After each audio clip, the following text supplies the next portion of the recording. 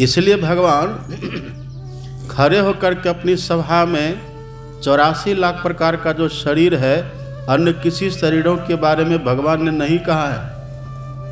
आप वेद को पढ़ेंगे ना, वेद में गाय को माता कहा गया है। वेद भगवान कहते गावो मातरम मम, गाय हमारी माँ है। लेकिन कहीं भी गाय के लिए, गाय के शरीर के लिए भगवान ने कुछ नहीं कहा है।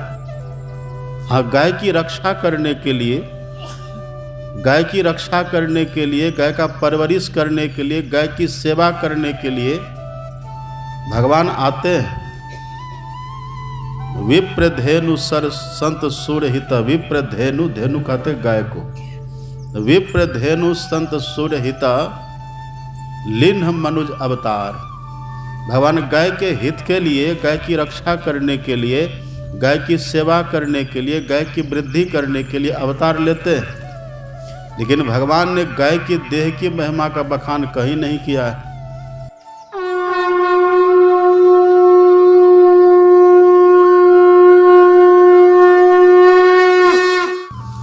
हम लोग यहाँ संतों के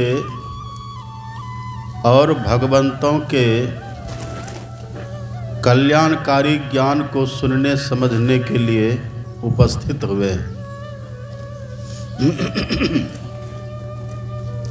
अभी आपने पाठ में सुना, भगवान श्री राम अपनी प्रजाओं को बुलाकर उपदेश दिए। भगवान ने प्रजाओं को बुलाया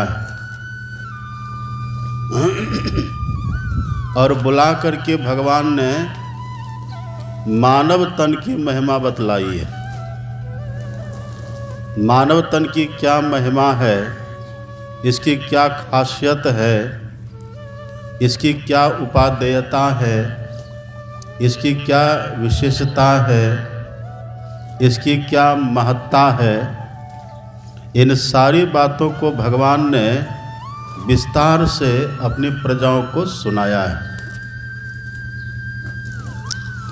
आप पढ़ेंगे धर्म ग्रंथों को, अपने यहाँ 84 लाख प्रकार का शरीर है।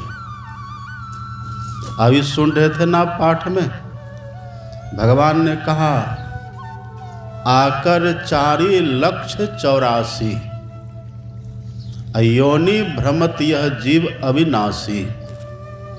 आकर कहते हैं खान को, भगवान कहते हैं 4 खान है और 4 खान में 84 लाख प्रकार का शरीर है। खान किसको कहते हैं? खान कहते हैं जहां बहुत मात्रा में कुछ रहे, स्टोर कह दीजिए, जहां बहुत मात्रा में कुछ रहे उसको कहते हैं खान। तो भगवान कहते हैं 4 खान है। कौन सब 4 खान है?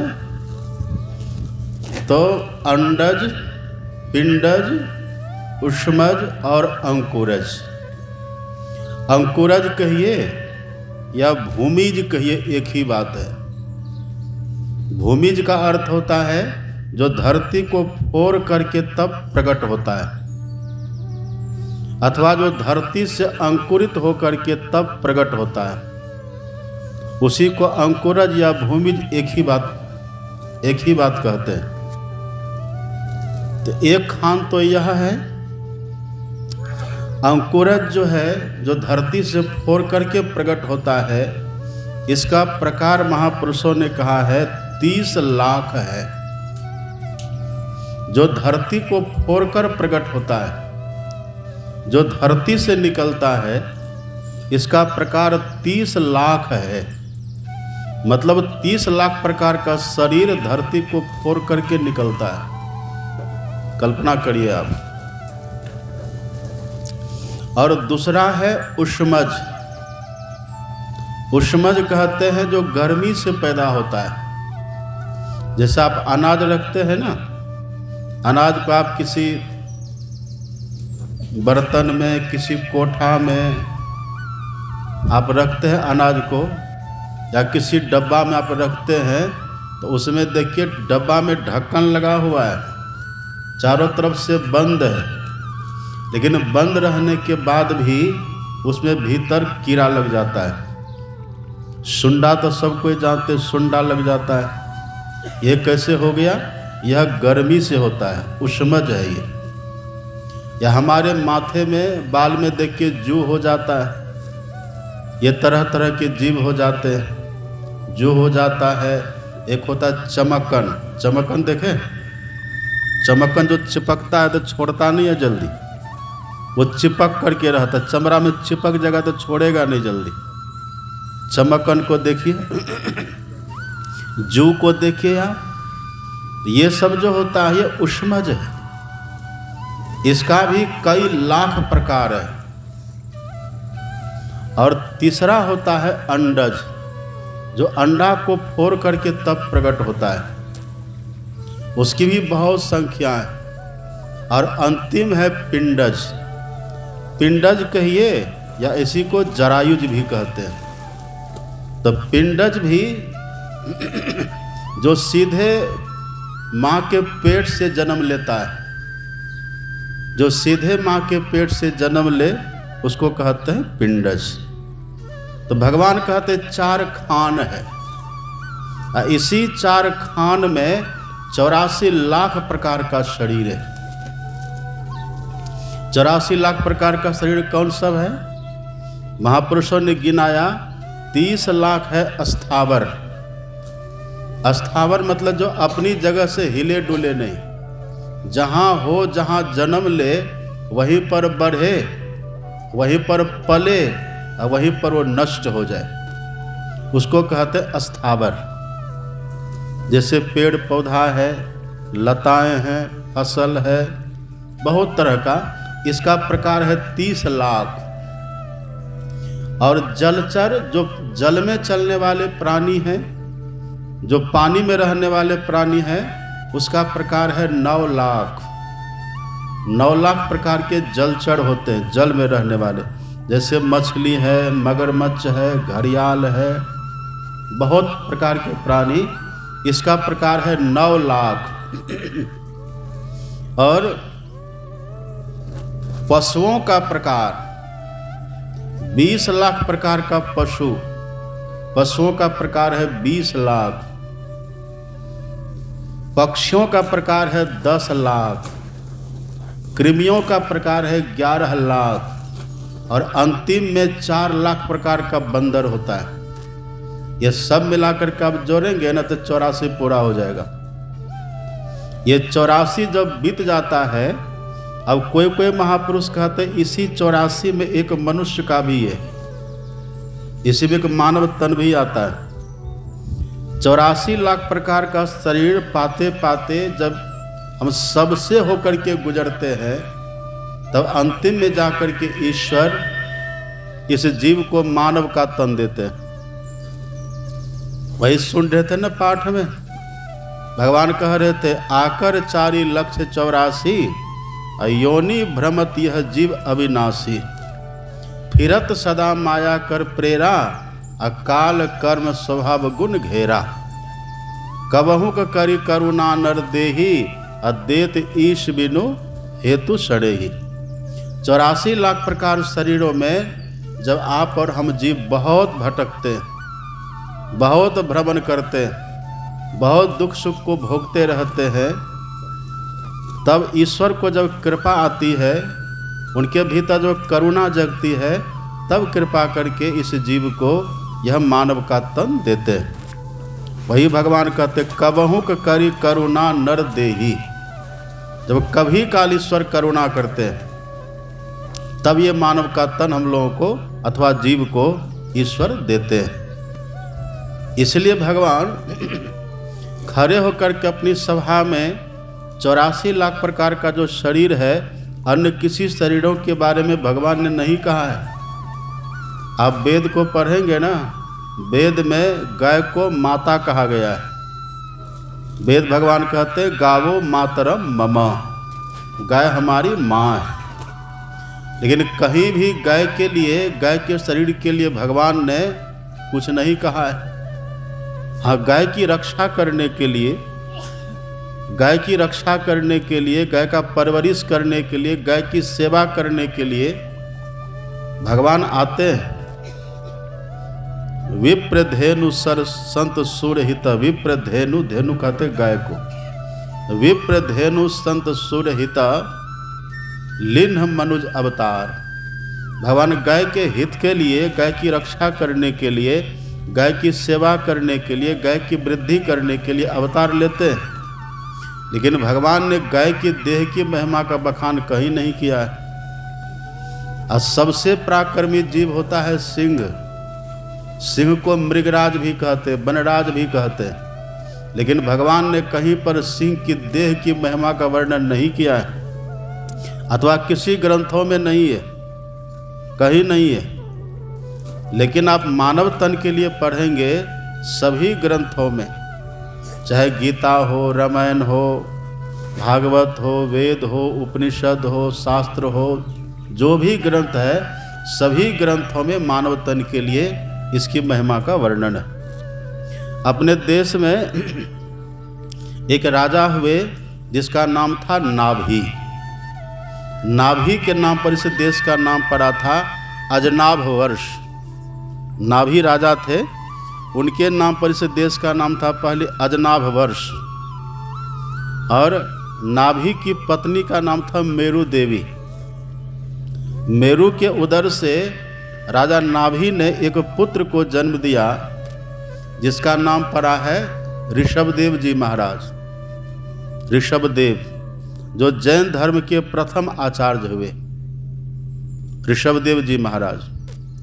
और ऋषभदेव जी इतने समर्थ थे, इतने पराक्रमी थे ऋषभदेव जी महाराज, उन्होंने स्वर्ग जाकर के इंद्र की पुत्री से विवाह किया है। इंद्र की पुत्री का नाम है जयंती। जयंती से ऋषभदेव जी ने विवाह किया और जयंती के उदर से 100 पुत्रों को जन्म दिया है। 100 पुत्रों को जन्म दिया। और सबसे बड़े का नाम भरत पड़ा है। अपने देश में 3 भरत हुए। एक भरत तो राम भगवान के भाई थे।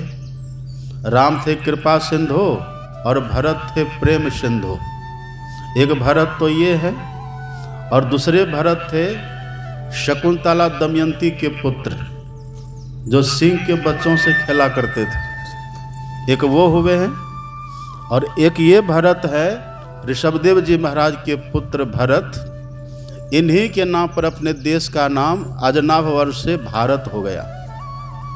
ये बड़े पराक्रमी थे। तो ऋषभदेव जी महाराज ने देखा कि मेरे 100 पुत्र हैं और 100 पुत्र बड़े सद्गुणी, सबके भीतर सुलक्षण है, सब सुलक्षण है, सबके भीतर सद्गुण है, सबके धर्मात्मा है, सबके सब धर्मात्मा हैं। इसलिए ऋषभदेव जी महाराज ने एक बार अपने 100 पुत्रों को बुलाया और बुला करके सबको सामने बैठाए और बैठा करके उपदेश दिया है। आप पढ़ेंगे भागवत का 5वां स्कंध, पूरा विस्तार से वहाँ वर्णन है। उसी में एक श्लोक ऋषभदेव जी ने कहा, हे मेरे पुत्रों, यह जो मानव का तन आपको मिला है, नायम देहो देह भाजाम नृलोके, कष्टान कमा नर हते विंग भुजांगिये, तपो दिव्यम पुत्र का ये न सत्वम ब्रह्म सौख्यम त्वनंतम। हे मेरे पुत्रों, यह जो मानव तन आपको मिला हुआ है, यह मानव तन पा करके केवल कुकर शुकर की तरह विषयों का सेवन नहीं करना है। केवल कुकर शुकर की तरह विषयों का सेवन करने के लिए ये मानव का तन नहीं मिला है। तब क्यों मिला? ऋषभदेव जी कहते यह मानव के तन मिलने का बस एक ही उद्देश्य है, तपो दिव्यम, दिव्य तप करने के लिए मिला है।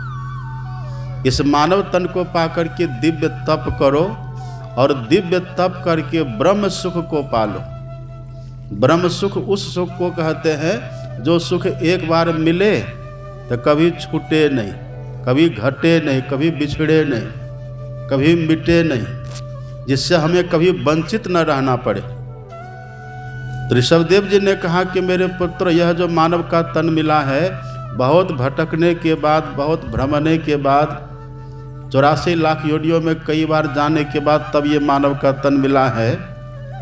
तो इसको पा करके दिव्य तप करो, ये तपस्या के लिए मिला है, यह दिव्य तप करने के लिए मिला हुआ है, यही इसका उद्देश्य है।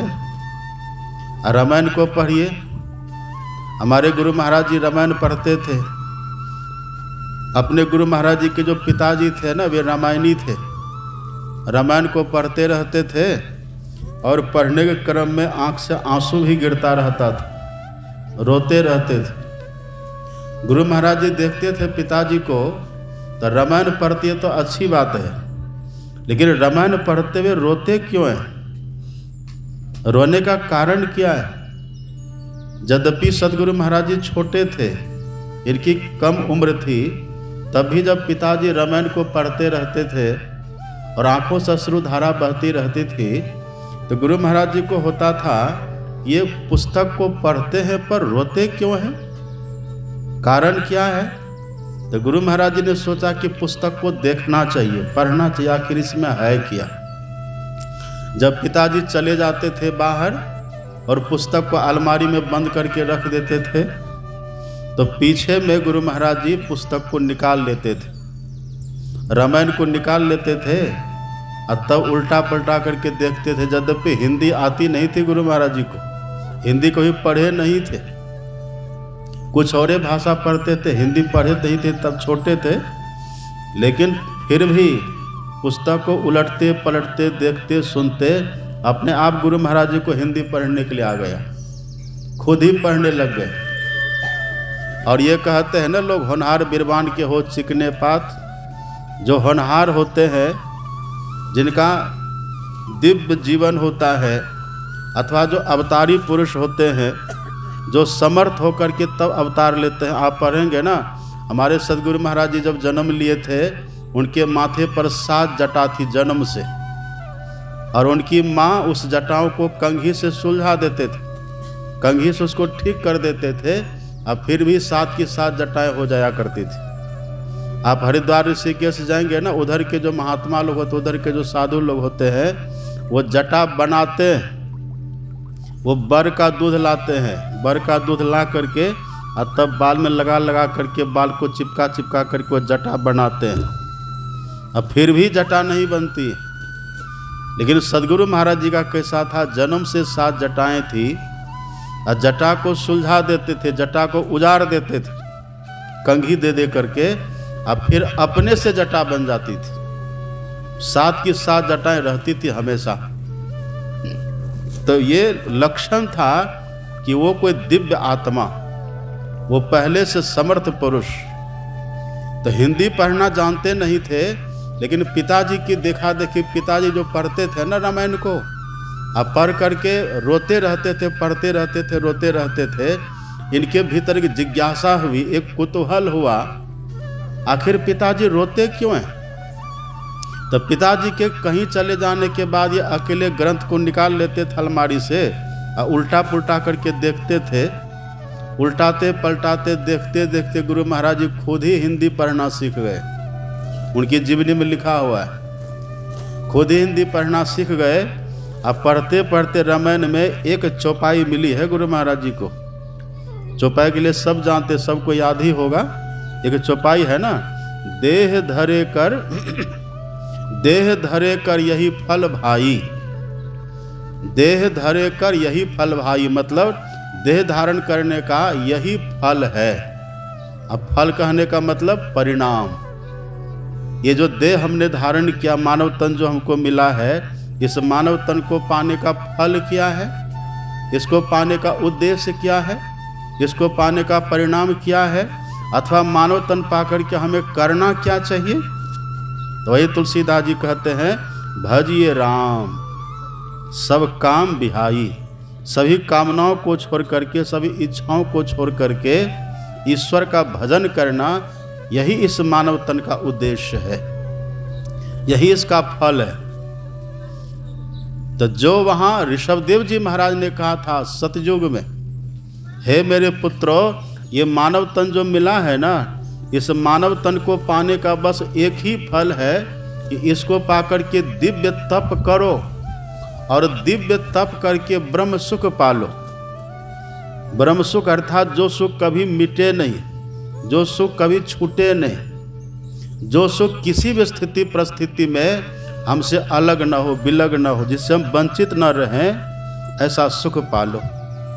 वही तुलसीदास जी भी कहते, देह धरे कड़ही फल भाई, अब भजिए राम सब काम बिहाई। सभी कामनाओं को छोड़ करके, सभी इच्छाओं को छोड़ करके, जो आपने संकल्प करके रखा है, जो आपने भीतर अभिलाषा करके रखा है, कहते सबको पहले छोड़िए और भजन कर लीजिए। यदि भजन करेंगे फिर जो ऐसा धन मिलेगा ना, वो कभी छूटता न कभी बिछुड़ता नहीं है। हमारे गुरु महाराज जी क्या कहते हैं, आप पढ़िए पदावली। संतों की जो वानियाँ होती है ना, सभी संत एक ही बात कहते हैं। संतों के ज्ञान में चाहे एक संत हो कि दो हो कि 1000 संत हो, वो जो भी बात कहेंगे तो एक ही कहेंगे। आप पदावली में पढ़िए, हमारे गुरु महाराज जी कितना अच्छा कहते हैं। सदगुरु महाराज जी कहते हैं, यही मानुष देह समैया में, यही मानुष मतलब अभी जो मानव का तन मिला हुआ है, अभी जिस देह में आप और हम हैं, यही मानुष देह समैया में करो परमेश्वर में प्यार। अब परिणाम क्या होगा, कर्म धर्म को जला खाकर देंगे तुमको तार। अतः जाओ जहाँ प्रगट मिले वे, तब जानो है स्नेह, और स्नेह बिना नहीं भक्ति होती है, कर लो साचा नेह। तो भक्ति की बात आ गई ना। इसी मानव तन में रह करके हमें ये काम कर लेना है। अभी जो मानव तन हम लोगों को मिला है, अभी जैसा भी है, जिस स्थिति परिस्थिति में भी है, जो हमारे प्रारब्धवश हमें कुछ मिला हुआ है, इसी में रह करके जो पुरुषार्थ करके, पराक्रम करके, परिश्रम करके, मेहनत करके जो ये काम कर लेना, उनका मानव तन सफल हो जाता है, उनका मानव तन सार्थक होता है। और नहीं करेंगे ऐसा, तब ये मानव तन हम लोगों को मिला हुआ है, यदि इसमें रह करके हमने दिव्य तप नहीं किया, इसमें रह करके हमने भजन नहीं किया, इसमें रह करके हमने ब्रह्म सुख पाने का प्रयास नहीं किया, इसमें रह करके हमने राम भजन नहीं किया, अब बाकी दुनिया का सब काम कर लिया, इसका परिणाम क्या होगा? आप पढ़िएगा केनोपनिषद के ऋषि क्या कहते हैं। अपने यहाँ उपनिषद है ना, बहुत उपनिषद है। एक उपनिषद है केनोपनिषद, उसके ऋषि कहते हैं, इहि चेद वेदी दत्त सत्यमस्ति, न चेदि हावे दिन महति विनष्टि, भूतेषु भूतेषु विचित्य धीराः, प्रत्यास्मा लोकाद मृता भवन्ति। ऋषि कहते हैं ये मानव का तन मिला है, यदि इसी तन में रह करके ब्रह्म को जान लिए, इसी तन में रह करके ईश्वर को जान लिए, इसी तन में रह करके ब्रह्म ज्ञान प्राप्त कर लिए, इसी तन में रह करके ब्रह्म सुख प्राप्त कर लिए, तब तो ठीक है। और यदि ऐसा नहीं किए तब ऋषि कहते बहुत बड़ी भारी हानि है। हानि क्या है? हमारे गुरु महाराज जी कहते थे हानि क्या है? हानि क्या है? यदि इसी तन में रह करके ये सब काम हम नहीं किए, तो ऋषि जो कहते कि बहुत बड़ी भारी हानि है, तो हानि क्या है? हमारे गुरु महाराज जी कहते थे हानि यही है, अभी देखते न, अभी मानव तन मिला हुआ है ना, अभी मानव का तन मिला हुआ है, इसमें हर तरह की सुविधा, हर तरह की व्यवस्था है। जब भूख लगती है तो आप भोजन कर लेते हैं, जब प्यास लगती है आप पानी पी लेते हैं, गर्मी लगती है आप पंखा चला लेते हैं, कूलर चला लेते हैं, ठंडी लगता है आप हीटर चला लेते हैं, कंबल रजाई आप ओढ़ लेते हैं, सब व्यवस्था कर लेते हैं ना। मतलब जो आप चाहते वो कर लेते हैं, जैसी व्यवस्था आप चाहते वैसी व्यवस्था आप कर लेते हैं। लेकिन यदि ये मानव तन हाथ से निकल जाएगा ना, तब ऐसा शरीर मिल जाएगा जहां आप कुछ भी नहीं कर पाएंगे। भूख लगी रहेगी लेकिन नाद पर खुट्टा में रस्सी से बंधे रहिएगा, न तो आप बोल सकेंगे। उसका नाम है मूक प्राणी। कहते ना पशु को लोग कहते मूक प्राणी है, मूक है वो, कुछ कह ही नहीं पाएगा। प्यास लगी है लेकिन खुट्टा पर बंधे हुए। अब जब मालिक पानी देगा तब पीजिएगा। भूख लगी हुई है इन खुट्टा पर बंधे हुए, जब मालिक खाने के लिए देगा तब खाइएगा, नहीं तब बंधे रहिए। एक बार एक गांव में गए थे हम सत्संग करने के लिए। सत्संग करने के लिए वहाँ गए, आश्रम था, आश्रम में ठहरे हुए थे हम लोग, और अचानक मूसलाधार वर्षा हुई, शुरू हो गई। इतनी जोर की वर्षा शुरू हुई, ऐसा अंधर आंधी तूफान भयंकर, उसी में इतना इतना बड़ा पत्थर गिरने लगा। तो हमने देखा वहाँ बाहर में अनेक गायें बंधी हुई थी। तो जो गाय जो शक्तिशाली थी, जो बलिष्ठ सब थी ना, वो तो रस्सी तोड़ तोड़ करके भाग गई। चोट लग रही थी ना, पत्थर गिर रहा था, देह पर चोट लग रही थी, तो कितनी गाय तो रस्सी तोड़ करके भाग गई। एक छोटी सी बछिया को हम देखे, उसके देह पर जो गिरता था पत्थर, एकदम रंभाती थी, चिघारती थी, वो डकराती थी। पर इतनी जोर की वर्षा, ऐसा पत्थर, आज से 15 साल पहले की बात है। हम लोग आश्रम में ठहरे हुए थे। उस बछड़ा का, उस बच्चा का जो हाल देखे थे हम लोग, लेकिन हमको नहीं रहा गया। हमने कहा कि इसको बचाना चाहिए। इतना इतना बड़ा पत्थर गिर रहा है और सीधे उसकी देह पर गिर रहा था। वो बछड़ा जो गाय की जो बछिया थी, वो तिलमिला रही थी, इतना जोर से डकरावे, पर किसी का साहस नहीं होता था कि इसको वहां से खोल के हटावे। एकदम बड़ा बड़ा पत्थर, आंधी तूफान। हम क्या किए, एक वहीं पर टीन रखा हुआ था, चदरा के रखा हुआ था, 4-5 फीट लंबा चौड़ा वो चदरा था। वहाँ हम एक हाथ से चदरा को पकड़े, एक हाथ से कचिया लिए, कचिया आप जानते हैं, काटने वाला कचिया लिए, एक हाथ से ऐसे टीन को पकड़े, भराम भराम भराम गिरे उसके ऊपर पत्थर। अब वहाँ लेकर के गए बछिया के पास। जब बछिया देखा कि हम जा रहे हैं, चोट खा करके वो शांत हो गई। उनको लगा कि ये खोलेगा हमको, ये बचाने के लिए आ रहे, उनको ये तो अकल है ना।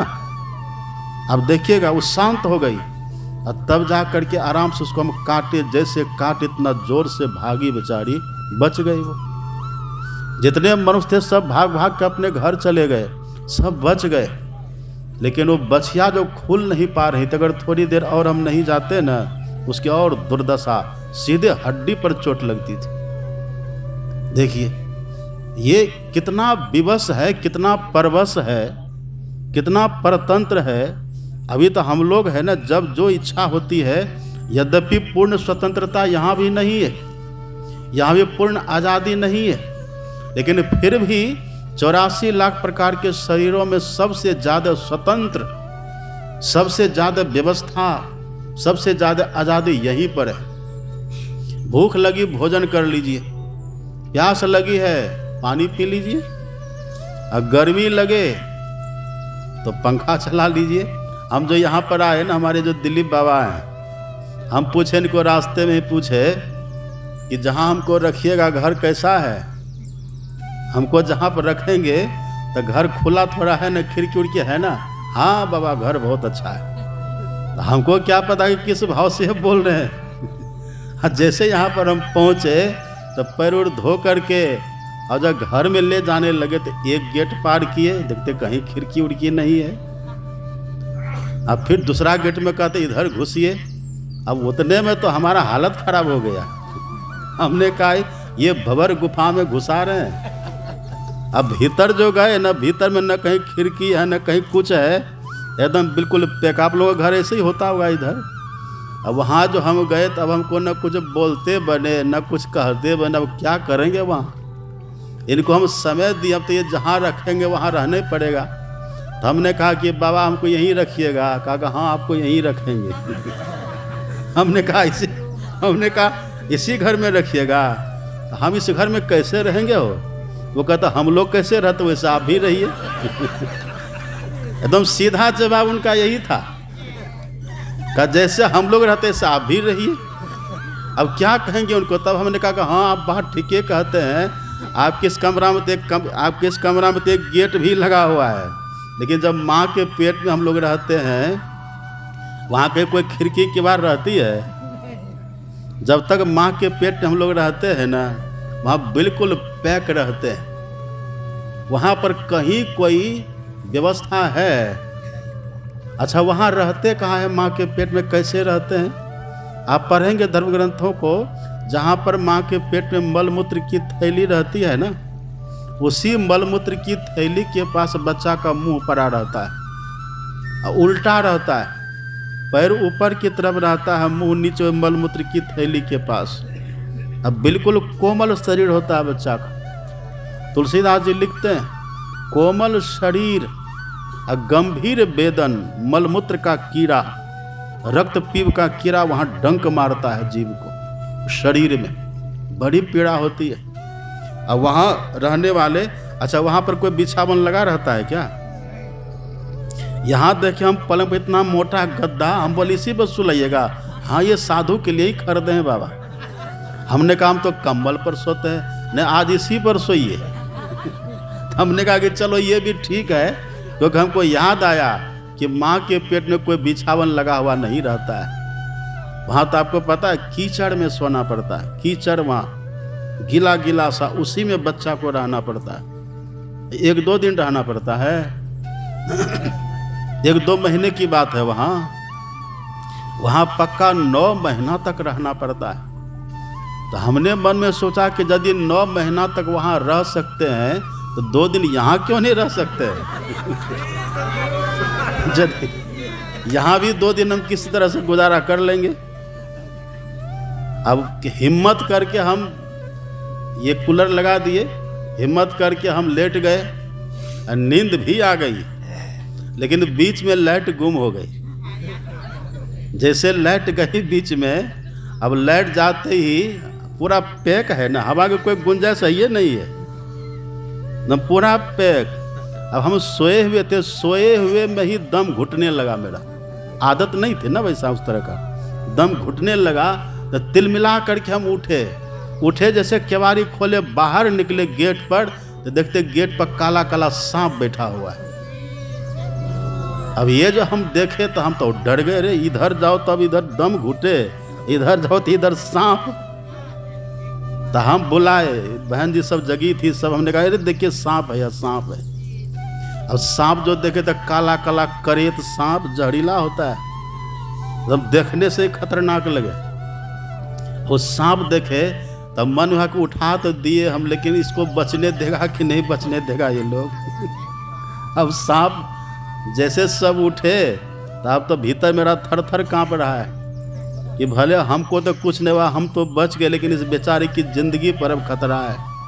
आखिर वो मर ही गया, बचा नहीं, मर गया। अब उधर से हम निकले, तब इधर रास्ते में घूम रहे, क्या करे कहाँ जाए। तब फिर बाहर में हम चौकी लगाए, वहाँ पर लेटे, वहाँ सोए। तो वहाँ पर जैसे लेटे तो वहाँ भंडारा शुरू हो गया। इतना मच्छर आया, अब मच्छर को पता बोरिंग कहाँ करना है।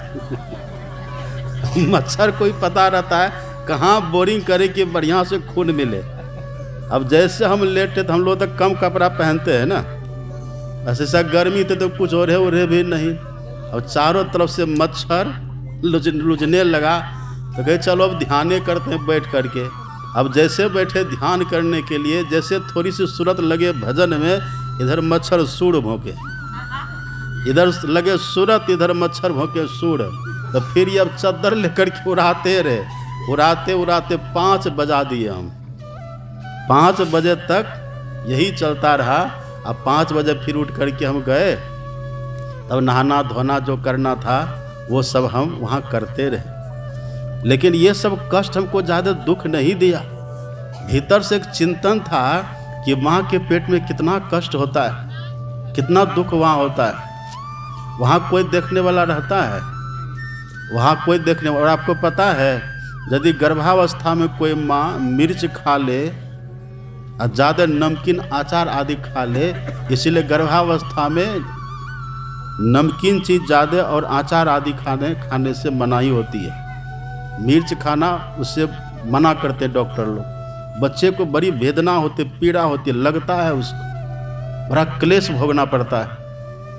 और कभी कल आप देखेंगे ना, माता लोग कहती कि पेट में बड़ा दर्द हो रहा है। आप पढ़िए ना, भागवत का पढ़िए, वहाँ पर भगवान कपिल ने कितना सुंदर वर्णन किया है। जब वहाँ बच्चा रहता है ना, कभी कभार उलट पलट वो करते रहता है, और जब पीड़ा उनको ज़्यादा होती है वहाँ पर माँ के पेट में, तो कभी कभार वो पैर चला देता है। वही पैर चलाने से जब भीतर में ठोकर लगती है, तब कहते हैं कि पेट में दर्द हो रहा है। ये सब वहाँ 9 महीना तक इस बच्चे के साथ बड़ी दुर्दशा होती है इनकी, बड़ा कष्ट होता है। इसलिए संत महात्मा कहते हैं, जन्मत मरत दुस्सह दुख होई। दुस्सह का मतलब जिसको सहना बड़ा कठिन है, जिसको हम सह नहीं सकते, बड़ी पीड़ा वहाँ होती है। और आप पढ़िएगा ना भागवत को, आप पढ़िएगा महापुरुषों के ज्ञान को। सुखदेव जी जब माँ के पेट में आए हैं ना, सुखदेव जी महाराज, तो हम लोग तो 9 महीना तक नहीं रहते माँ के पेट में, और सुखदेव जी 12 साल तक रहे माँ के पेट में। 12 साल तक रहे। और ऐसा वर्णन आता है कि माँ के पेट से वो बोलते थे। और आप ज़्यादा आश्चर्य मत करिए, हिरण्यकशिपु का नाम सुने हैं ना? हिरण्यकशिपु, हिरण्याक्ष का नाम तो सुने होंगे। ये दोनों भाई माँ के पेट में 100 साल रहे हैं, लिखा भागवत में, पढ़िए ना। लेकिन ये दोनों भाई को माता दीति जन्म नहीं लेने दे रही थी। इनको ये निकलना चाहते थे, पर दीति माँ ने दोनों को रोक करके रखा है। क्यों रखा था? क्योंकि दीति माँ को पता था मेरे पेट में जो बच्चा पल रहा है ये राक्षस है, ये जैसे मेरे पेट से बाहर निकलेगा पूरे संसार में उधम मचा देगा। ये दीति माँ को पहले से खबर थी इस बात की, इसीलिए दीति माँ उस गर्भ को बाहर निकलने नहीं देती थी, और 100 साल तक रोक करके रखी। लिखा भागवत में, आप पढ़िए ना। अरे मान लीजिए मेरी बात पर आपको विश्वास न हो, पर लिखा जो वही तो हम बोल रहे हैं। तो ये निकलना चाहते थे, पर दीति माँ ने निकलने नहीं दिया। और सुखदेव जी की जो माता जी थी ना, वो माँ चाहती थी कि मेरा बेटा निकले, पर वो निकल नहीं रहे थे। सुखदेव जी माँ के पेट से निकल नहीं रहे थे। और कथा तो यहाँ तक आती, वेदव्यास जी ने पूछा सुखदेव जी से कि पुत्र, तुम इतना दिन से माँ के पेट में हो, माँ को देखो कितना कष्ट, कितनी पीड़ा होती है, तुमको बाहर आ जाना चाहिए ना। तो सुखदेव जी ने जो जवाब दिया है, सुखदेव जी ने कहा कि पिताजी, यहाँ जो माँ के पेट में हो ना, यहाँ पर दुख है, यहाँ पर क्लेश बहुत है। और जब व्यक्ति के जीवन में दुख होता है ना, तो भगवान की याद स्वतः आती है, तब याद करना पड़ता है। दुख में स्वतः याद होता है। यही बात कबीर साहब कहते हैं, संत कबीर साहब कहते हैं, दुख में सुमिरन सब करे। जब दुख आता है ना, तो व्यक्ति स्वतः याद करता, भगवान की सुमिरन करता है। दुख में सुमिरन सब करे, और सुख में करे न कोई। सुख में जल्दी लोग भगवान का याद नहीं करते, भगवान का नाम नहीं लेते। दुख में सुमिरन सब करे, सुख में करे न कोय। और जौ सुख में सुमिरन करे, तो दुख काहे को होए। और सुख के माथे सिल पड़े, नाम हृदय से जाए। अब बलिहारी व दुख की पल पल नाम रटाए।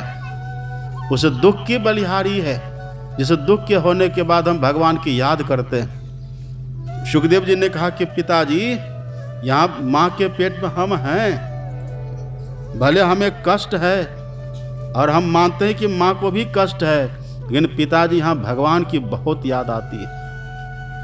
यहाँ भगवान का स्वतः स्मरण होता है, इसलिए हमें यहीं रहने दीजिए।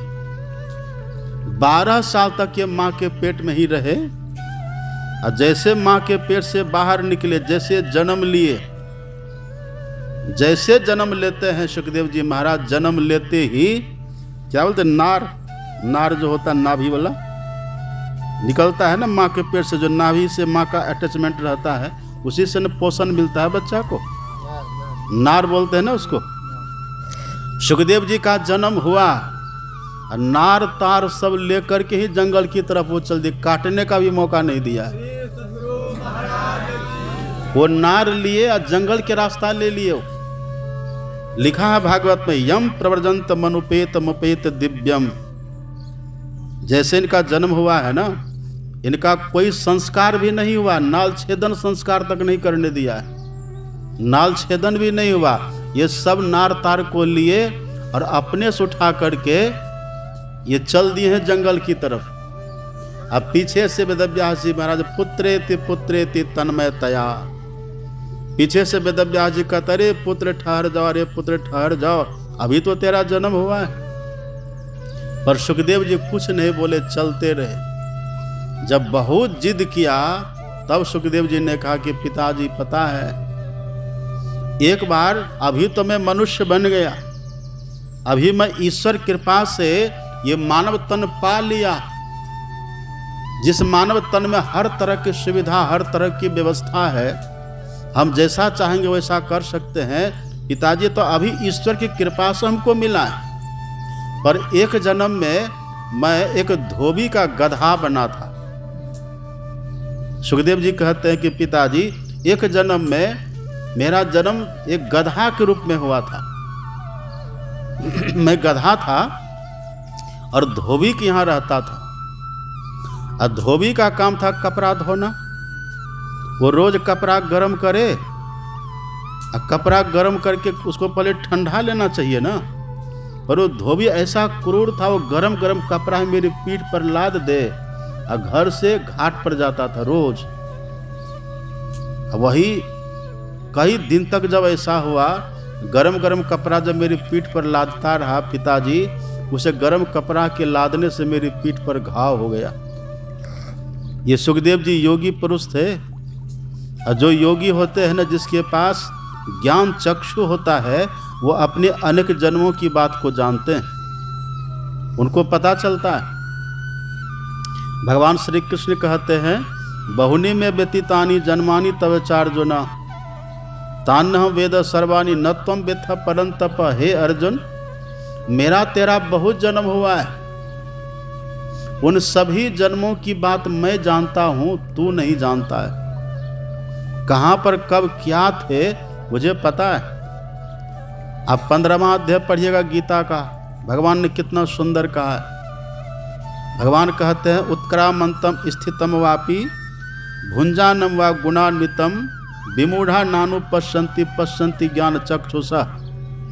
इस देह में जीवात्मा कैसे रहता है और इस देह से जीवात्मा कैसे निकलता है, और इस देह से जीवात्मा निकल करके कहाँ जाता है, इस बात को विमूढ़ व्यक्ति नहीं जानते हैं। जो विमूढ़ है ना, विमूढ़ों को पता नहीं चलता है, तो जानते हैं कौन? भगवान कहते हैं, पश्यन्ति ज्ञान चक्षुषा।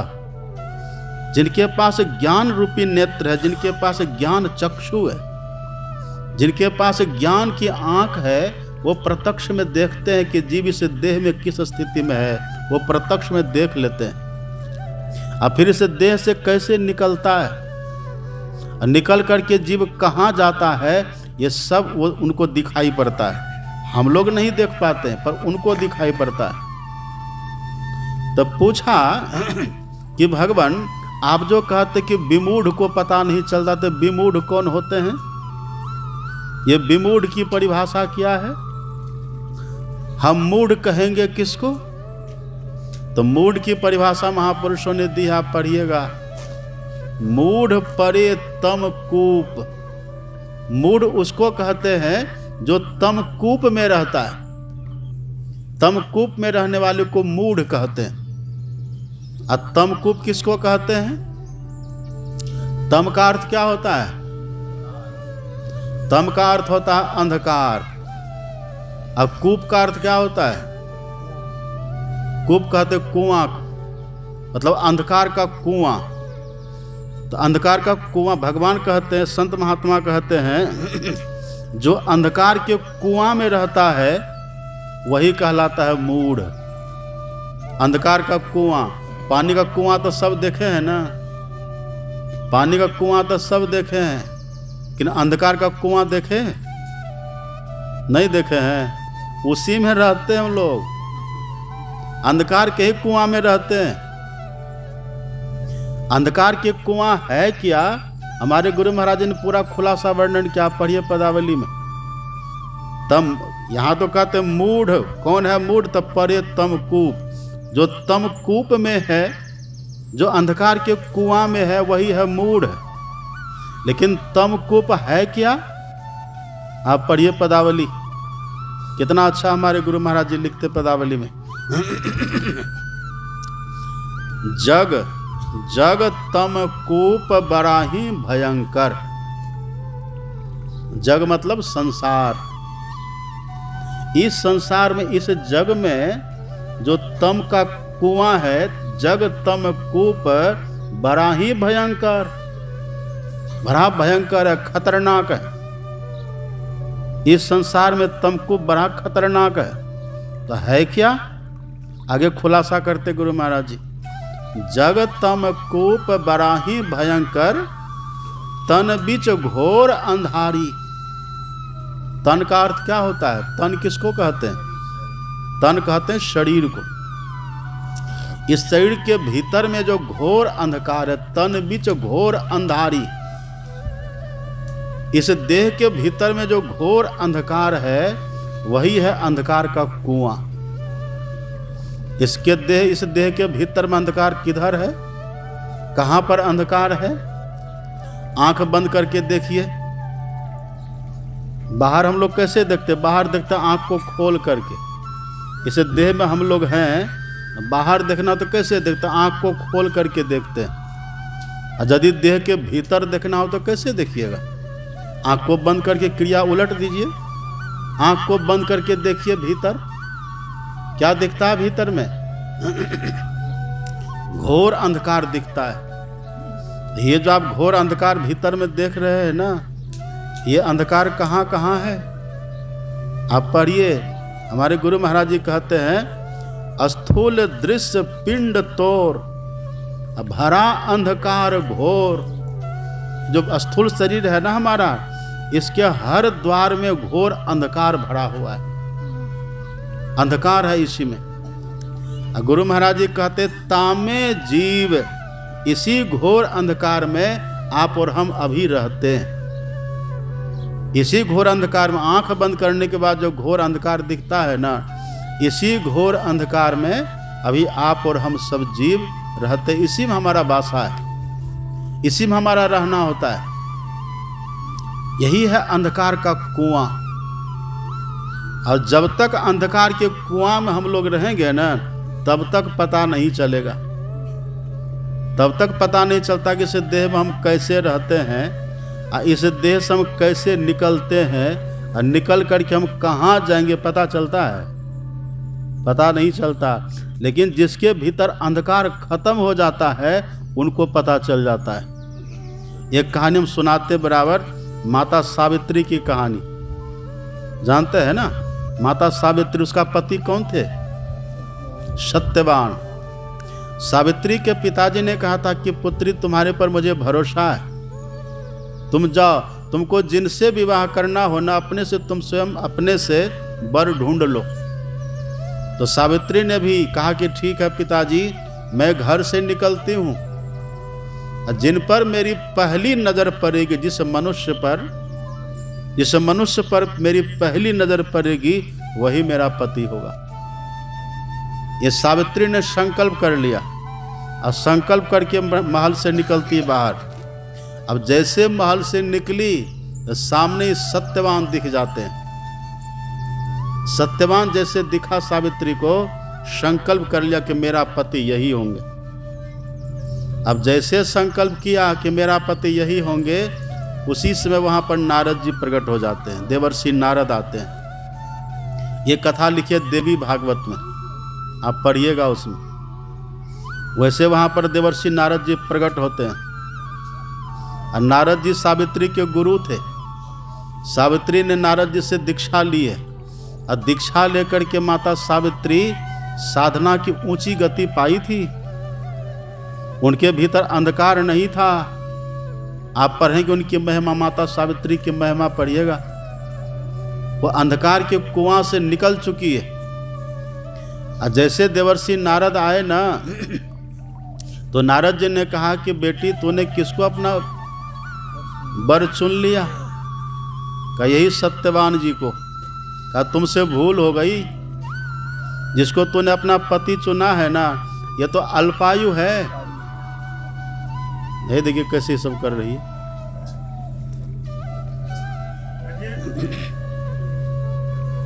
क्या कह रहे थे हम? ये अल्पायु है, मतलब ये थोड़े दिन का मेहमान है, बहुत दिन तक जिएंगे नहीं। सावित्री ने कहा कि गुरुदेव अब जो हो, जो मेरे भाग में है बस यही मेरे पतिदेव बनेंगे। अंतिम में नारद जी ने सत्यवान की मृत्यु की तिथि बतला दिया है ना।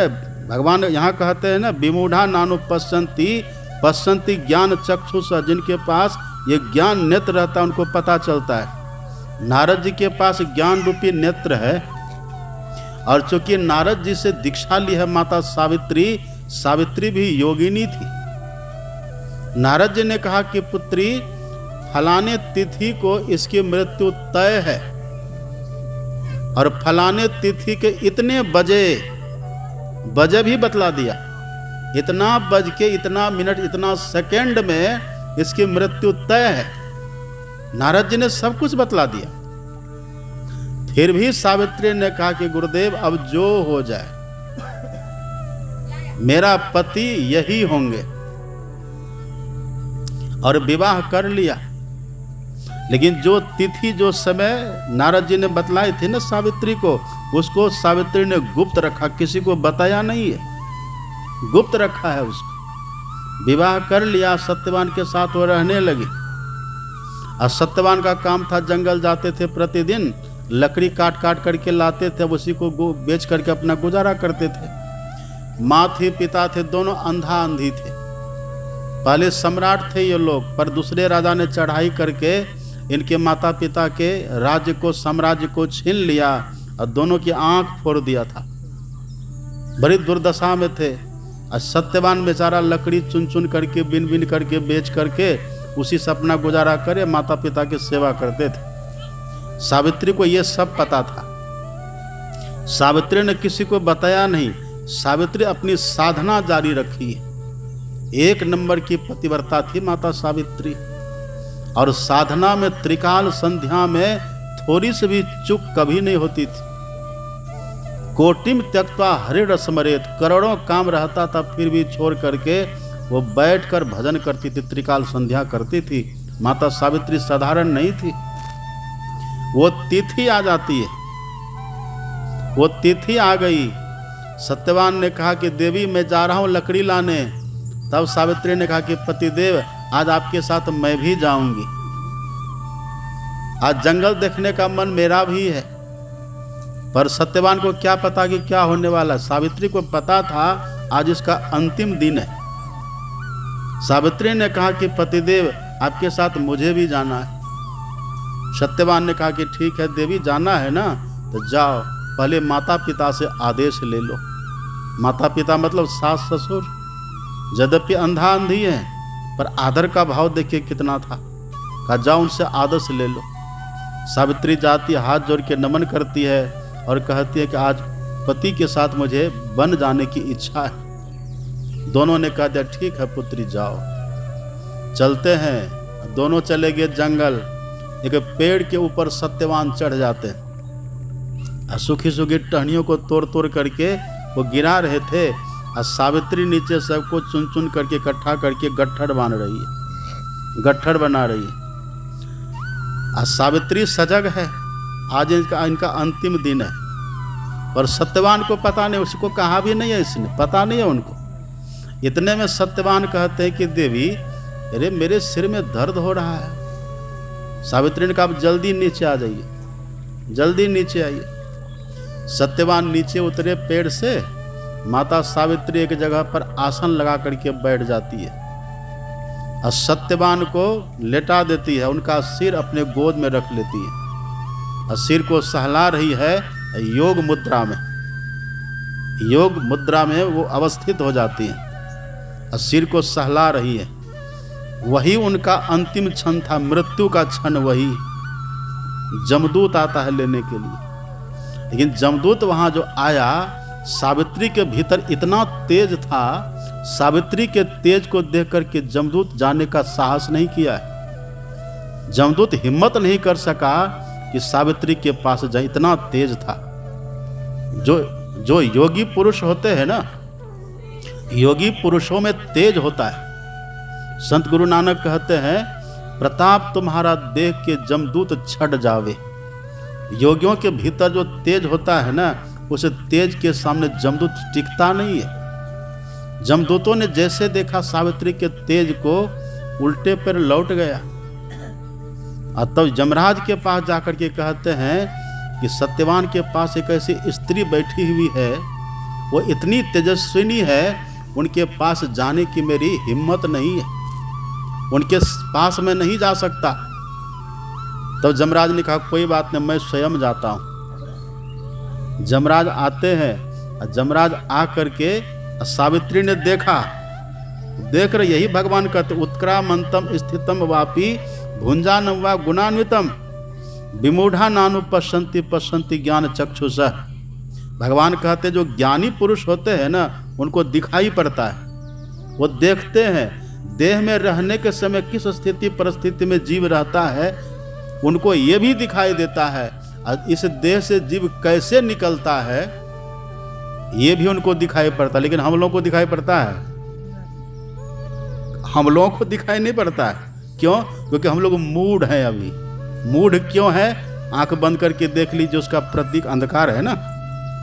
जब तक ये अंधकार रहेगा तब तक नहीं देख पाएंगे, तब तक हम लोग विमूढ़ बने हुए हैं। इस मरु में किन से लिपट जुड़ाऊं, सबों को ज्वाला में जलते देखा। कुछ तो चढ़े चीता के रथ पर, कुछ कब्रों की ओर चला। पल भर रुका न मित्र, पुत्र माता से नाता तो चला। लैला रोती ही रही पर है कितने मजनू, मुंह मोर चला। मित्र रोते रह जाते हैं पर उसका मित्र चला जाता है। माँ रोती रह जाते पर गोद से बालक चल देता है। पत्नी रोती रह जाती है, पति चले जाते हैं। यहाँ न कोई किसी को देखता है, न कोई किसी को बचा पाते हैं। लेकिन जब वहाँ जमराज आते हैं, माता सावित्री ने देखा कि ये जमराज आ गए। जमराज और कोई नहीं, भगवान ही जमराज बनते हैं, भगवान ही काल का रूप लेते हैं। आप पढ़ेंगे ना रामायण, राम भगवान के खुद का वचन है। भगवान कहते करहि मोह बस नर अघनाना, स्वार्थ रत परलोक नसाना। तिनकर काल रूप में भ्राता, अशुभ अरु अशुभ कर्म फलदाता। भगवान कहते हैं जो व्यक्ति मोहग्रस्त होकर के, अविद्याग्रस्त होकर के, अज्ञानी बन करके तब तरह तरह के अशुभ कर्मों को करते, पाप कर्मों को करते हैं, तो भगवान कहते हैं मैं ही उसके लिए काल बनता हूँ। भगवान ही काल बनते, भगवान ही यमराज बनते हैं। अब भगवान के सामने किन्हीं का चलेगा? जमराज वहां आते हैं और सत्यवान की जीवात्मा को खींच करके, लिखा है, उनको लेकर के चलते हैं। सावित्री ने भी अपनी योग दृष्टि से देखा और देख करके सावित्री ने जमराज का पीछा किया, देखा और देख करके पीछा किया। आगे आगे जमराज चले जा रहे हैं और पीछे पीछे सावित्री चली जा रही है। चलते चलते जब कुछ दूर गए हैं, जमराज ने पलट करके देखा तो देखते पीछे पीछे सावित्री आ रही है। अरे बेटी तू कहाँ जा रही है? सावित्री ने कहा कि जहाँ पति वहाँ पत्नी। जैसे पानी के बिना नदी का अस्तित्व नहीं होता और जैसे प्राण के बिना देह का अस्तित्व नहीं होता, ऐसे ही पति के बिना पत्नी का क्या अस्तित्व है। जहाँ पर मेरे पति वहीं पर मैं भी जाऊंगा। जमराज ने कहा कि नहीं पुत्री, ये मृत भुवन है, यह मृत्यु लोक है। जैसे मृत्यु लोक में तब तक रहना पड़ता प्राणी को जब तक उनकी आयु पूरी न हो जाए। देवी अभी तुम्हारी आयु शेष है, अभी तुमको रहना पड़ेगा, और तुम्हारे पति की आयु समाप्त हो चुकी है, उसको जाना पड़ेगा, तुम वापिस जाओ। पर सावित्री वापिस नहीं होती है। यमराज समझा दिए, समझा बुझा दिए, लेकिन जैसे चले तो सावित्री फिर पीछा पकड़ लेती है। तो यमराज ने कहा कि देखो, हम तुमसे प्रसन्न हैं, यदि तुम्हें कुछ वरदान मांगना हो ना तो मांग लो। तुम्हारे पति परायणता को देख करके, तुम्हारे पातिव्रत को देख करके मैं प्रसन्न हूँ देवी। यदि तुम्हें कुछ चाहिए वरदान तो मांगो। तब सावित्री ने कहा दीजिएगा? हाँ देंगे, पक्का पक्का बोलो। तब सावित्री ने कहा था कि ठीक है, मेरे सास ससुर मेरे 100 पुत्रों को सोने के कटोरा में दूध भात खाता हुआ देखे, यही वरदान दे दीजिए। जैसे सावित्री ने मांगा, सत्यवान ने कहा देव मस्तु, जाओ ऐसा ही होगा। ये कह करके यमराज वहां से चले, सावित्री फिर पीछा पकड़ लेती है। आगे चल करके यमराज ने फिर देखा, अरे अभी तुम आ रही है। तब सावित्री ने कहा आपका दिमाग उमाग ठीक है, आपने मुझे 100 पुत्र होने का वरदान दिया, आप पति को लेके जा रहे हैं, पुत्र कहीं पैर में लटका है कि टंगा के वहां से उतार लेंगे उसको? पति रहेगा तब तो पुत्र होगा। यमराज को झटका लगा। यमराज ने कहा पुत्री तू जीती मैं हारा। सतगुरु महाराज की जय। और आप पढ़िए ना, यमराज ने सत्यवान को वापिस कर दिया है।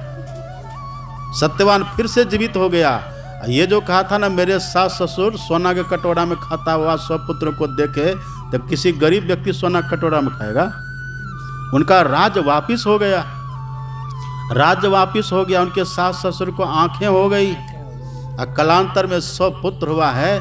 ये माता सावित्री की योग वृत्ति, ये माता सावित्री के भजन की वृत्ति, माता सावित्री के भजन का प्रभाव।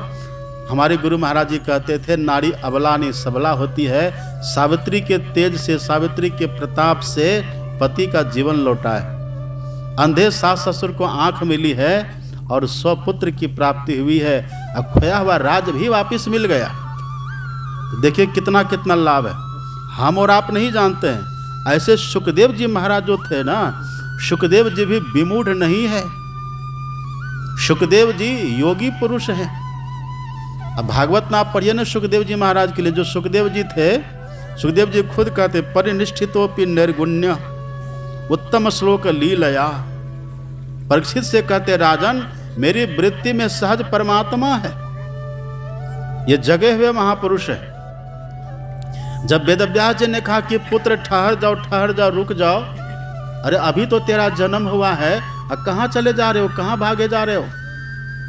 तब सुखदेव जी ने कहा था कि पिताजी मैं अपने पूर्व जन्म की बात जानता हूं, अभी कृपा करके ईश्वर ने मुझे मानव का तन दिया है इस बार। पर पिताजी जब मैं गधा के शरीर में था ना, एक धोबी के यहाँ रहता था, और वो धोबी कपड़ा गरम करे और गरम गरम कपड़ा मेरी पीठ पर लाद देता था और घर से घाट तक जाता था। प्रतिदिन गरम कपड़ा लादने के कारण मेरी पीठ पर घाव हो गया। अब घाव हुआ तो उसमें पीड़ा, टीस टनक, दर्द, रक्त बहता था, पीव हो गया था। लेकिन वो धोबी ऐसा क्रूर था, मुझे इतने कष्ट में देखने के बाद भी उसने कपड़ा लादना बंद नहीं किया, प्रतिदिन ये करता रहा। पिताजी मुझे सब याद है, मैं पीड़ा से व्यथित रहता था। धीरे धीरे मेरा खाना पीना सब छूट गया, पर उस धोबी ने कपड़ा लादना नहीं छोड़ा। एक दिन जब मैं बहुत अशक्त हो गया, बहुत कमजोर कृशकाय हो गया, वह धोबी कपड़ा लाद करके ले जा रहा था मुझे। घाट और घर के बीच में एक नाला पड़ता था, जिसमें थोड़ा थोड़ा पानी नाला पड़ता था। उस नाला को छलांग लगा करके हमें पार करना होता था। पर पिताजी अब इतने कमजोर हो गए थे हम, जैसे हमने छलांग लगाई पैर फिसल गया।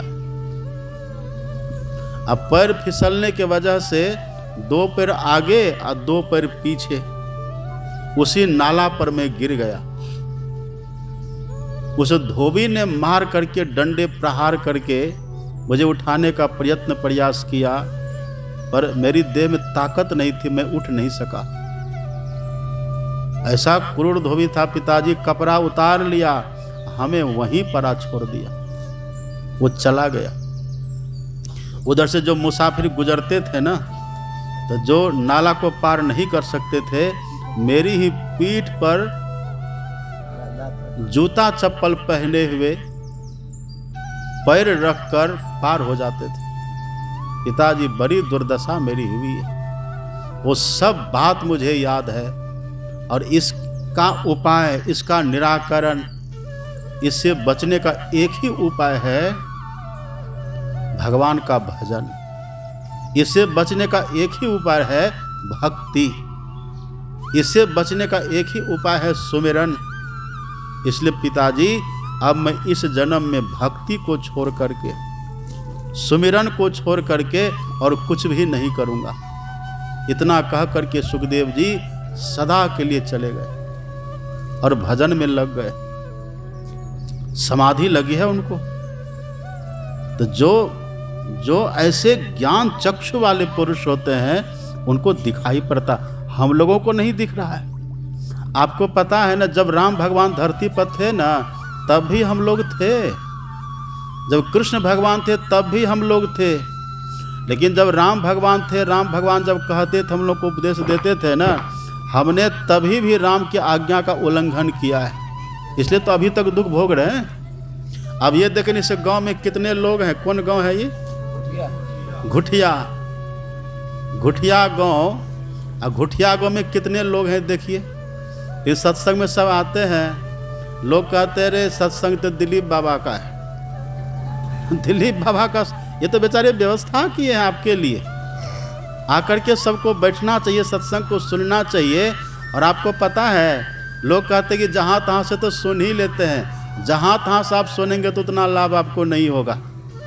सत्संग स्थल पर बैठ करके सुनने से, इस स्थल पर देवी देवता विराजमान है। भले आप और हमको न दिखे, पर आप विश्वास कर लीजिए यहाँ पर देवी देवता विराजित हैं। सत्संग स्थल पर बैठ करके सुनने से उनकी आभा, उनकी प्रभा, उनका प्रभाव पड़ता है और उससे ज़्यादा लाभ होता है।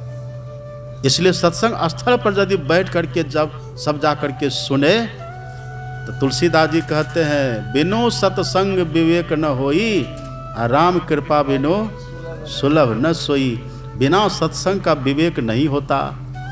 और जब तक विवेक नहीं जगेगा ना, तो आप क्या सार है, क्या असार है, क्या कर्तव्य है, क्या अकर्तव्य है, समझ ही नहीं पाएंगे। करने का कुछ कर लीजिएगा कुछ। इसलिए महापुरुषों ने सत्संग को अनिवार्य कहा है। सत्संग में आकर के सबको बैठ जाना चाहिए।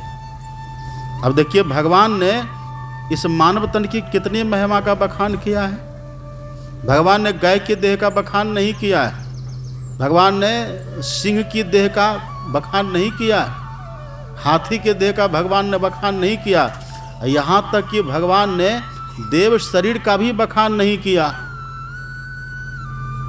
अभी आप सुने ना पाठ में, भगवान ने देवताओं से भी इस मानव तन को विशेष कह दिया। सुने पाठ में भगवान ने कहा, सुर दुर्लभ बड़े भाग मानुष तनु पावा, और सुर दुर्लभ सब ग्रंथ ही गावा। ये मानव का तन कैसा है? सुर दुर्लभ मतलब देवताओं को भी दुर्लभ है। तो जो शरीर देवताओं को भी दुर्लभ है, वो हम लोगों को मिला हुआ है। अब किस लिए मिला हुआ है? ये देह हमको किस लिए मिली हुई है? जो सुर दुर्लभ है, जो देवताओं को भी दुर्लभ है, ये किस लिए मिली हुई है? तो भगवान देखिए संकेत कर देते हैं। भगवान ने संकेत किया है। भगवान कहते, हे मेरी प्रजाओ, ये मानव का तन जो आपको मिला है ना, इसके मिलने का उद्देश्य क्या है? तो भगवान कहते, साधन धाम और मोक्ष कर द्वारा। इसी मानव तन के भीतर में एक द्वार लगा हुआ है। इसी मानव तन के भीतर में एक द्वार है। बच्चे को शांत करिए उधर। इस देह के भीतर में भगवान कहते एक द्वार लगा हुआ है। साधन धाम और मोक्ष कर द्वारा, एक द्वार लगा हुआ है। इस मानव तन में एक द्वार है जिसका नाम है मोक्ष का द्वार। यही इसकी विशेषता है। अब मोक्ष का द्वार कहते हैं किसको? देखिए ये घुटिया वाली सब कैसे कर रही है, खेल रही है यहाँ। अरे कोई फर्क ही नहीं।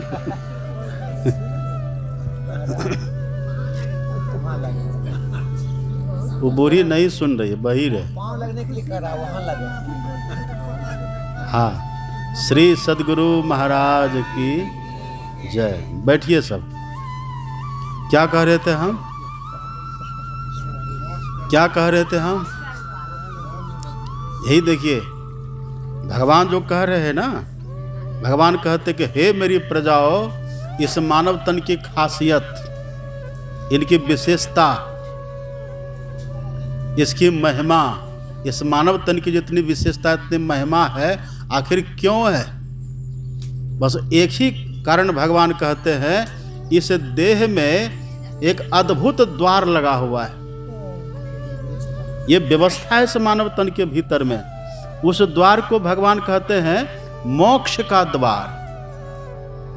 अब मोक्ष का मतलब क्या होता है? अगर ये समझे ना सहज भाव में, तो एक ऐसा द्वार इस मानव तन में लगा हुआ है, यदि उस द्वार में आप प्रवेश करिए ना, तो मां के पेट में कभी जाना ही नहीं पड़ेगा, कभी नहीं जाना पड़ेगा।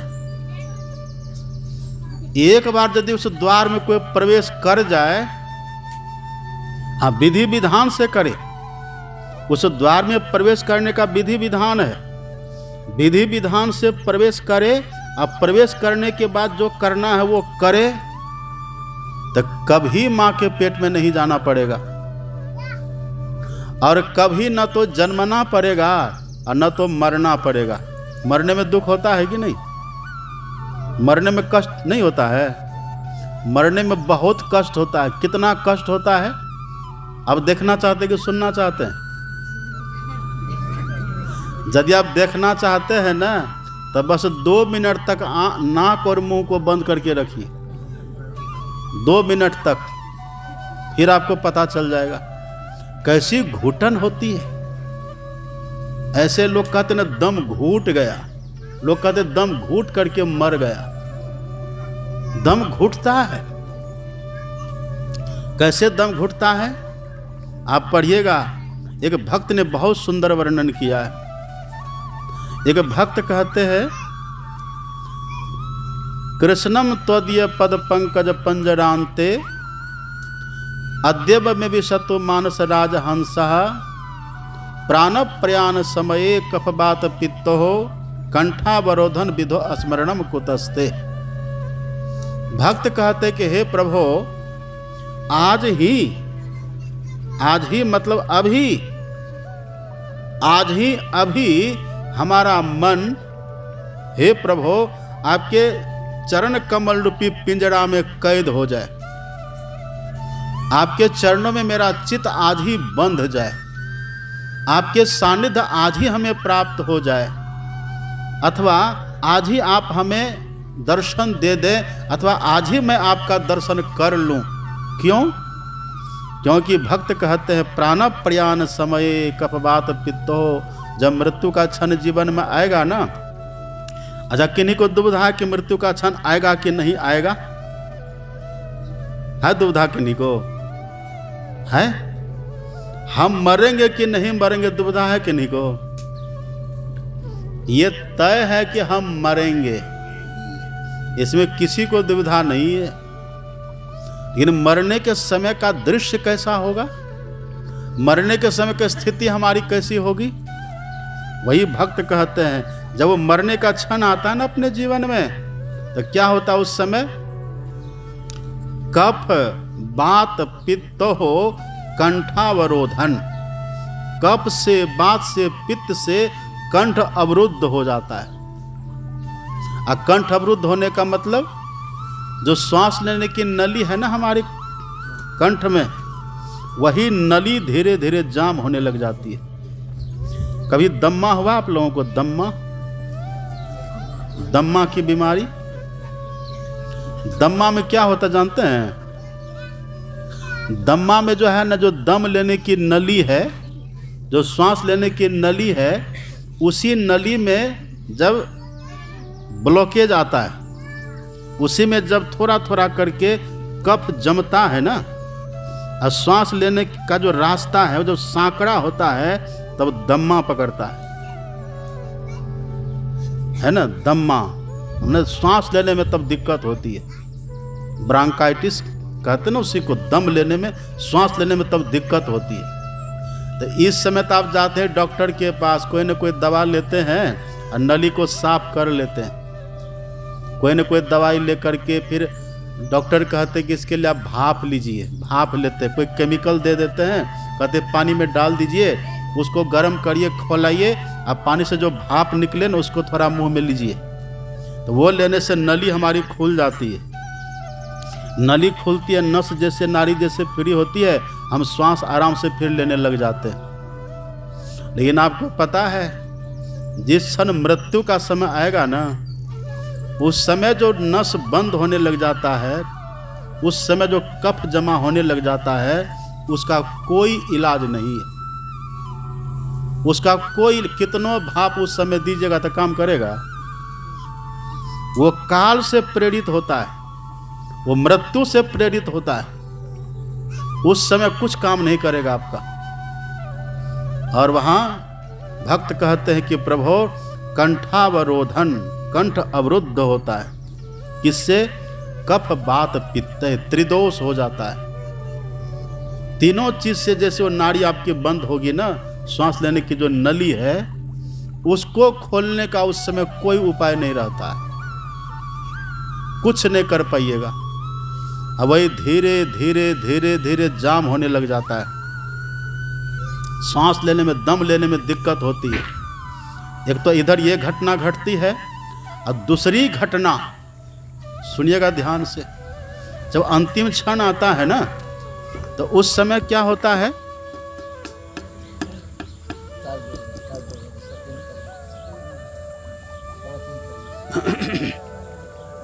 अब बस खत्म कर देंगे हम, समय भी बहुत हो गया है।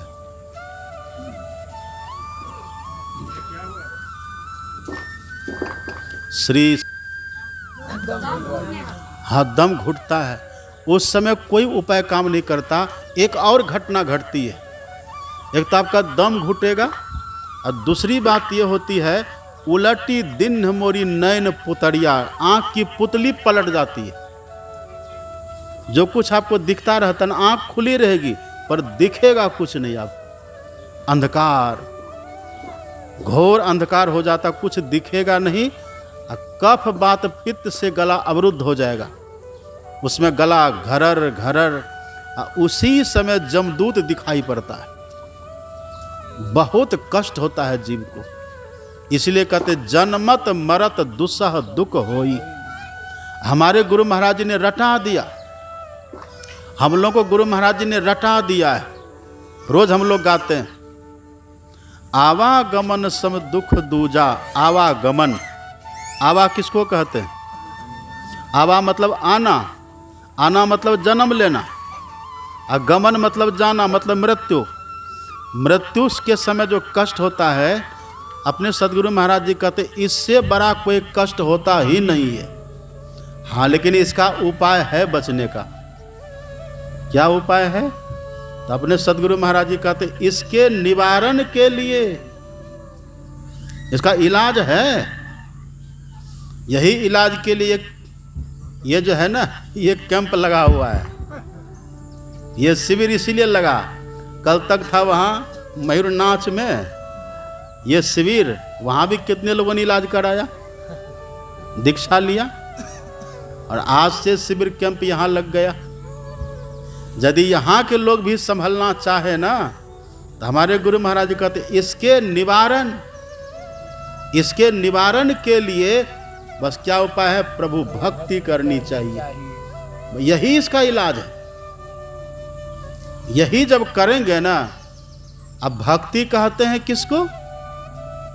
भक्ति किसको कहते? पीपल में धागा बांध दीजिए।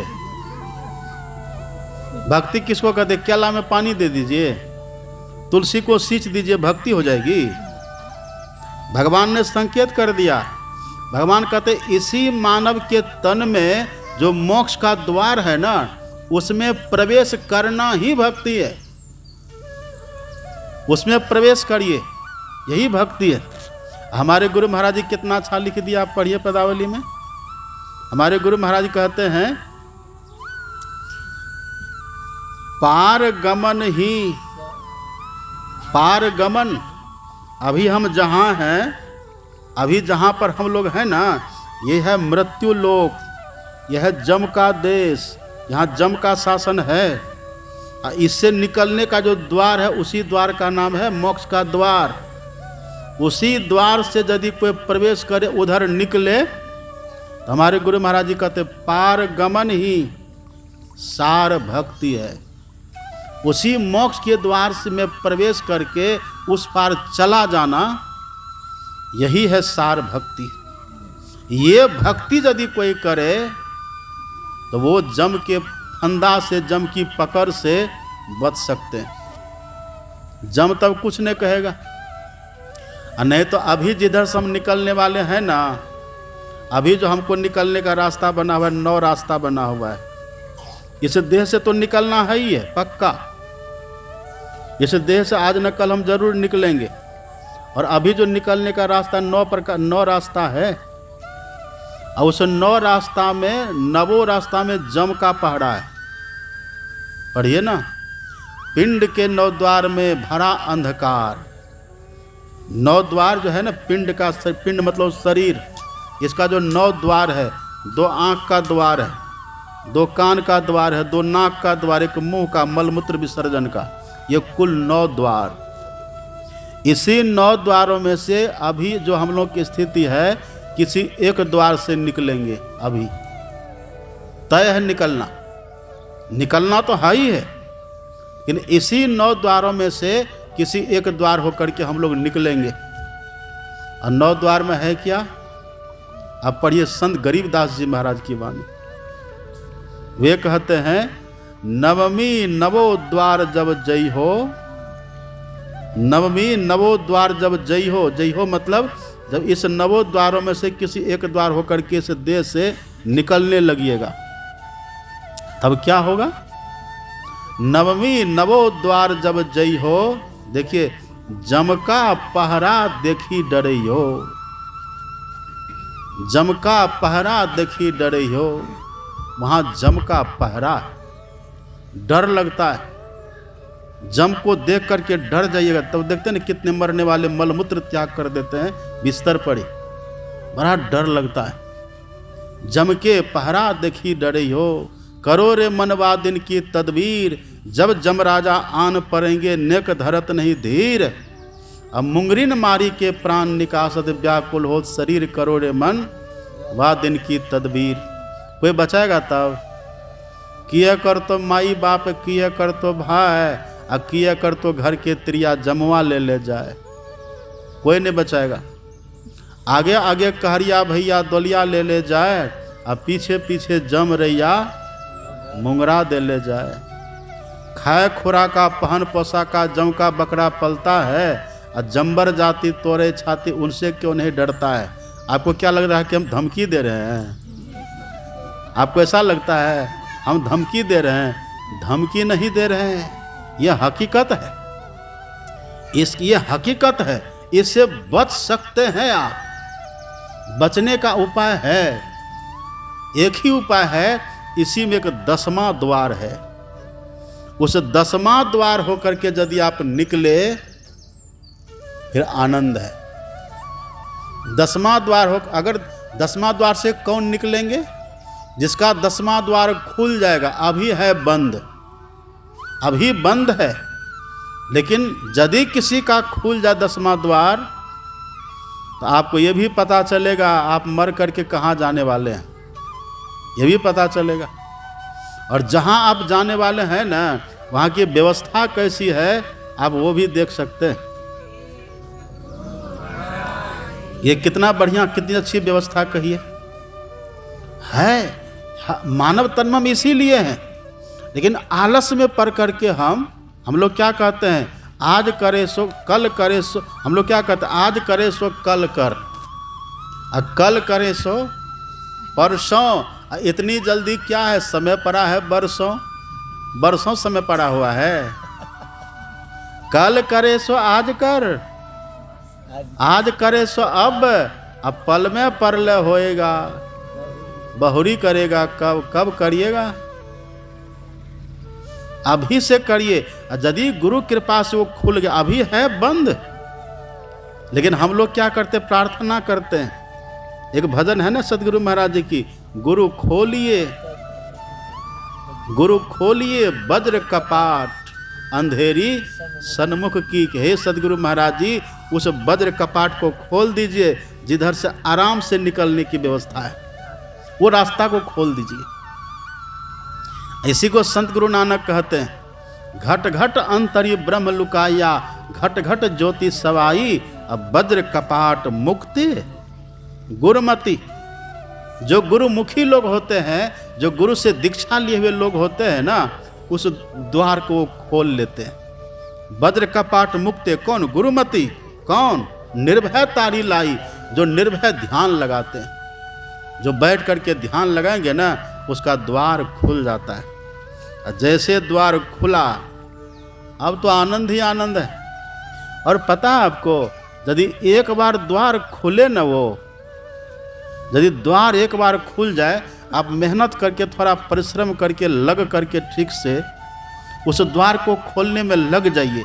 एक बार यदि द्वार खुल जाए ना, परिणाम क्या होगा आप पढ़िए अपने सदगुरु महाराज की वाणी। हमारे गुरु महाराज जी कहते हैं, भा प्रकाश, तुरंत प्रकाश हो जाएगा, मिटल अंधियारी, अंधकार खत्म, विमूढ़ता खत्म, ज्ञान चक्षु आपको हो गया। भा प्रकाश, अब मिटल अंधियारी। अब देखिए, सुख भयल बहु तेरे। अब जो आपको सुख मिलेगा ना, वो सुख कोई छीन नहीं पाएगा। अब सुख भयल बहु तेरे, और गुरु कृपा की कीमत नाही। इधर क्या होगा, मिटल 84 फेर है। अब 84 लाख में कभी नहीं जाएंगे, कभी नहीं। हाँ, आएंगे संसार में, मनुष्य बन करके आएंगे। और जब मनुष्य बनने के लिए संसार में आइएगा ना, जब माँ के पेट में अब आइएगा, अब रहिएगा माँ के पेट में, पर प्रकाश अब भी खत्म नहीं होगा। वहाँ भी अब दिव्य आत्मा, वहाँ भी उसी स्थिति में आप सुखद स्थिति में रहिएगा, क्योंकि वो प्रकाश कभी खत्म नहीं होता। चिदादित्य भासति भासति, नास्त मेति न चोदेति, कथम संध्या उपास में। वो न कभी अस्त होता, न कभी उदय होता है। ये प्रकाश एक बार हो जाए। अब मीरा तो कहते, जुगन जुगन करू राज। अब राज आपका, राजपाट आपका शुरू हो गया, मीराबाई कहती है। अब जुगन जुगन राज करते रहिए। एक बार खाली खुल जाओ 10वां द्वार, ज्यादा कठिन नहीं है ये। हमारे गुरु महाराज जी कहते, बिंदु ध्यान विधि, नाद ध्यान विधि, सरल सरल जग में प्रचारी। बहुत सरल है। यही 10वां द्वार कहिए, या इसी को मोक्ष का द्वार कहिए। भगवान कहते हैं, ये द्वार यदि कोई खोल ले, उनका परलोक संवर जाता है। पाई न जही परलोक समारा। ये मोक्ष के द्वार वाला मानव तन मिला, उसमें प्रवेश करके मोक्ष के द्वार को नहीं खोल लिए, तो भगवान कहते, सो परत्र दुख पावई, सिर धुनि धुनि पछताए। बहुत पछताना पड़ेगा।